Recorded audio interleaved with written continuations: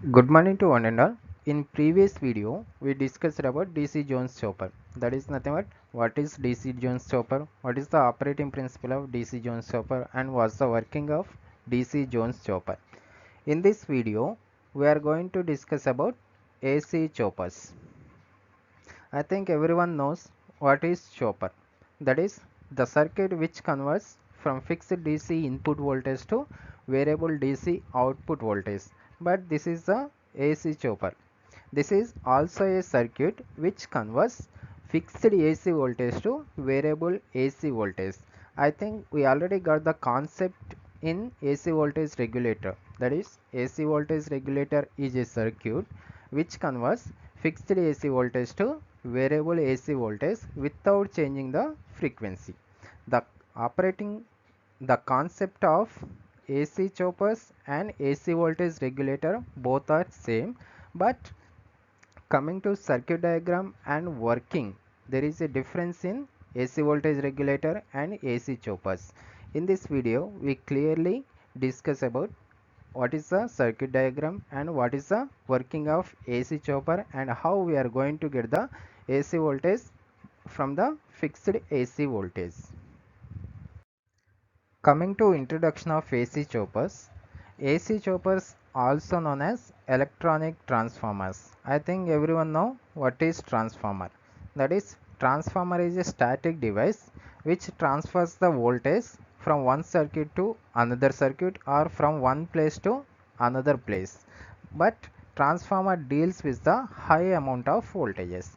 But coming to AC chopper, it is circuit which transfers the voltage from one circuit to another circuit, but here AC chopper deals with the low amount of voltages. So AC chopper is called electronic transformer, and the concept of AC chopper is same as the concept of AC voltage regulator, but there is a difference in circuit diagram as well as working of AC chopper compared to AC voltage regulators.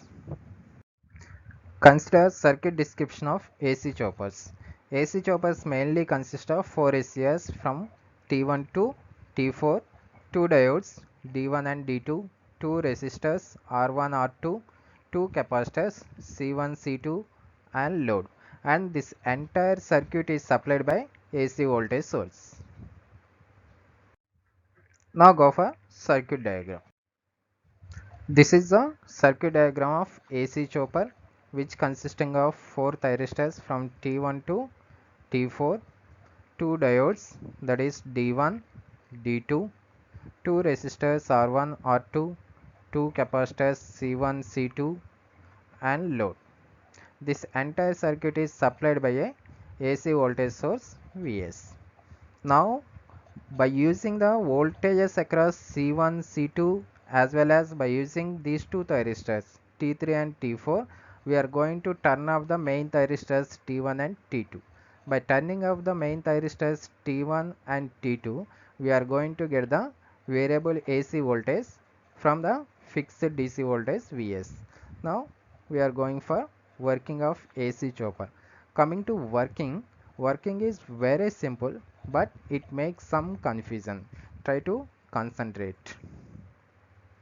Coming to working, first consider during positive half cycle of supply voltage. During positive half cycle, phase becomes positive and neutral becomes the negative. And all the thyristors from T1 to T4 are in forward blocking mode. And coming to diodes, this negative terminal of supply is connected to anode of D1, similarly cathode of D2. So diode D1 is in reverse bias, act as a open circuit, and diode D2 is in forward bias, which is act as a short circuit. Before applying the gating pulses to these thyristors, all these thyristors act as a open circuit, means there is no path for current from source to load. The voltage across load becomes 0. But due to the conduction of diode D2, there is a path for current from phase to neutral in the direction of phase capacitor C2, D2, R2 and N, means in this direction. In this case, Total supply voltage appears across the capacitor C2 and capacitor C2 starts charging with upper plate as positive and lower plate as negative. By using the voltage across capacitor, we are going to turn off the thyristors in the next operating modes. Similarly, consider during negative half cycle of supply voltage without applying the gating pulses to thyristors. In this case, phase becomes the negative and neutral becomes the positive, and all the thyristors are in forward blocking mode.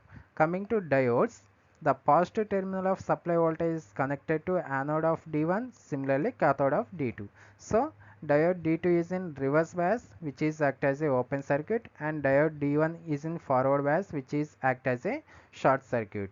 Okay, before applying the gating pulses to thyristors, all the thyristors act as a open circuit, means there is no path for current from source to load. So the voltage across load is 0, and due to the conduction of diode D1, there is a path for current from neutral to phase in the direction of N, R1, D1, C1 and phase, means in this direction.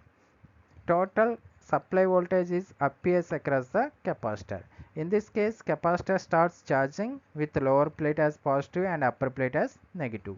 By using voltage across capacitor, we are going to turn off the main thyristors in the remaining in the coming operating modes. Now consider during positive half cycle of supply by applying the gating pulses to thyristors. Okay, in this case, we know all the thyristors are in forward blocking mode and act as a open circuit before applying the gating pulses. In this case, at omega t is equal to omega t1, apply the gating pulse to thyristor t1. By applying the gating pulse to thyristor t1 comes from forward blocking mode to forward conducting mode, and it acts as a short circuit, and there is a path for current from supply to load in the direction phase, thyristor T1, load, neutral. That is in the sense, that is in this path, and total supply voltage appears across the load, that is V0 is equal to Vs. During positive half cycle itself, at omega t is equal to omega t2, apply the gating pulse to thyristor T3. By applying the gating pulse to thyristor T3, T3 comes from forward blocking mode to forward conducting mode, and it acts as a short circuit.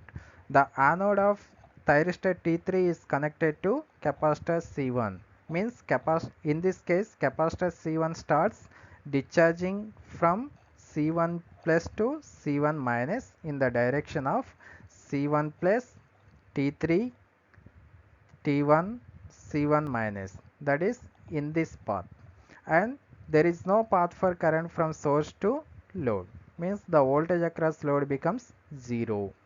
Here the thyristors are the unidirectional devices which allows the flowing of current from anode to cathode only. It does not allow the flowing of current from cathode to anode. But in thyristor T1, current is flowing from cathode to anode. Means whenever the current flowing through thyristor T3 becomes more than the current flowing through thyristor T1 automatically comes into off state. We know that thyristors are unidirectional devices. It does not allow the flowing of current from cathode to anode. It allows the flowing of current from anode to cathode only. But in previous case, current flowing in thyristor T1 is from cathode to anode. Means whenever the current flowing through T3 becomes more than the current flowing through T1 automatically comes into off state. Again at omega t is equal to omega t3, input becomes 0 and output also becomes 0. That is the working of AC chopper during positive half cycle. Now consider during negative half cycle of supply voltage by applying the gating pulses. During negative half cycle, we already know the status of thyristors, that is all the thyristors are in forward blocking mode, which are act as a open circuit. In this half cycle at omega t is equal to omega t4, Apply the gating pulse to thyristor T2. Apply gating pulse to this thyristor. Means thyristor T2 starts conducting and allows the flowing of current from source to load in the path neutral, that is N, load, thyristor T2 and phase, that is this path, and total amount of input voltage appears across the load, that is V0 is equal to Vs.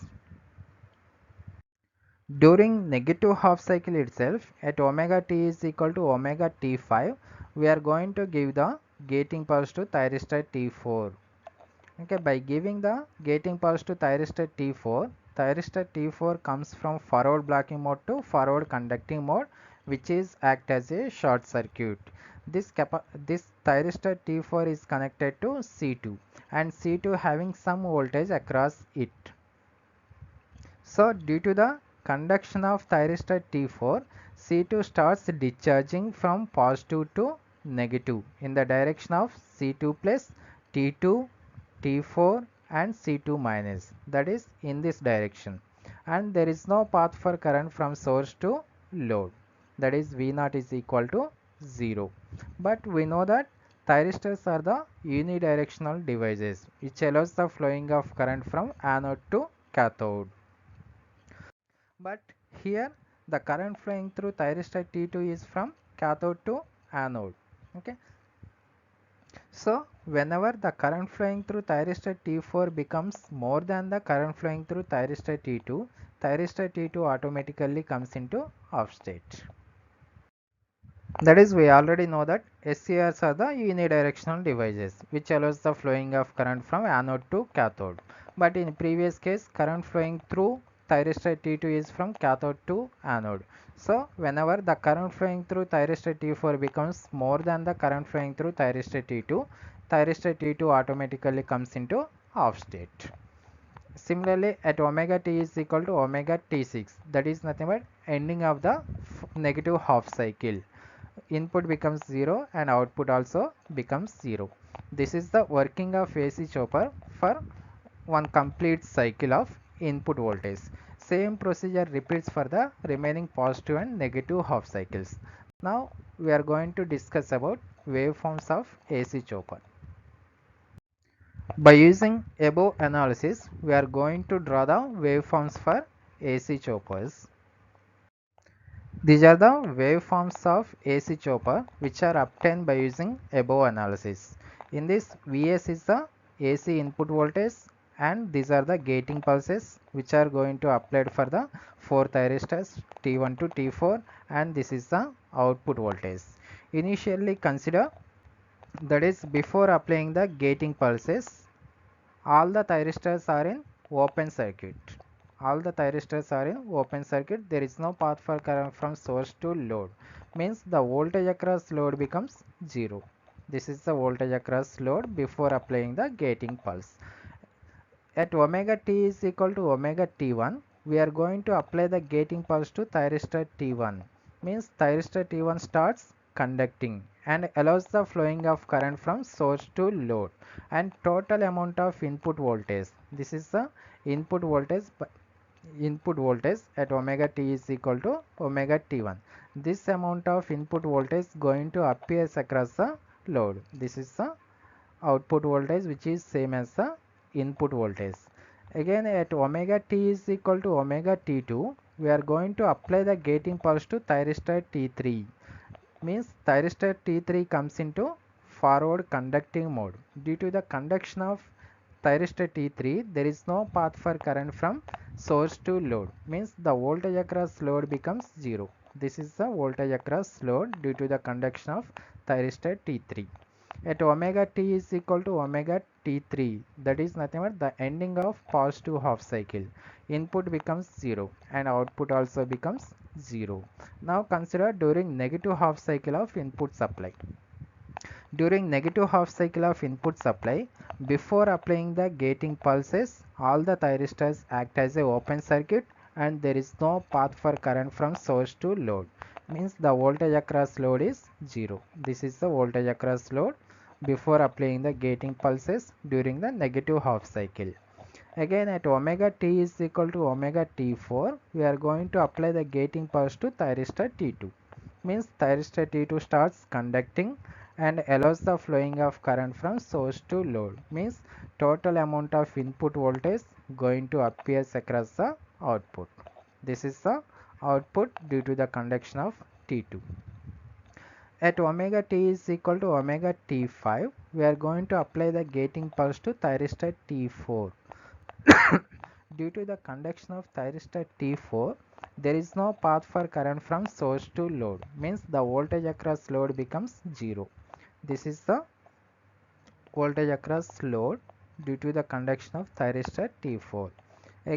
At omega t is equal to omega t6, that is nothing but ending of negative half cycle, input becomes 0 and output also becomes 0, and same procedure repeats for the remaining half cycles, that is remaining positive and negative half cycles. And these are the waveforms to AC chopper by using above analysis. And we are going to get the variable, this is the variable output voltage from the fixed AC voltage by using AC choppers. Here I am giving small practice problem which is related on the string efficiency. This is one of the JNTU question as well as gate bit for 2 marks. Try to practice it and compare your answer with the given answer. In the next video, we are going to discuss about voltage control methods of chopper. Means how we are going to control the output voltage of chopper. That is by using the time ratio control and current limit control. That is nothing but PWM techniques, pulse width modulation techniques. Thank you.